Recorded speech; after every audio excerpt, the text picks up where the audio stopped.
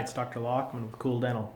So, you have a brand new baby, new parents want to know when should we start bringing our child in for their first exam. Well, before you do that, as soon as the teeth start growing in, you should be cleaning them with a soft face cloth, maybe a soft gauze. You don't necessarily have to use a toothbrush, but basically start cleaning those teeth as soon as they start growing in.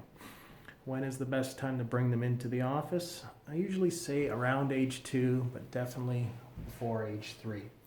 Most children have all of their baby teeth in by around 2.5 to 3 years of age.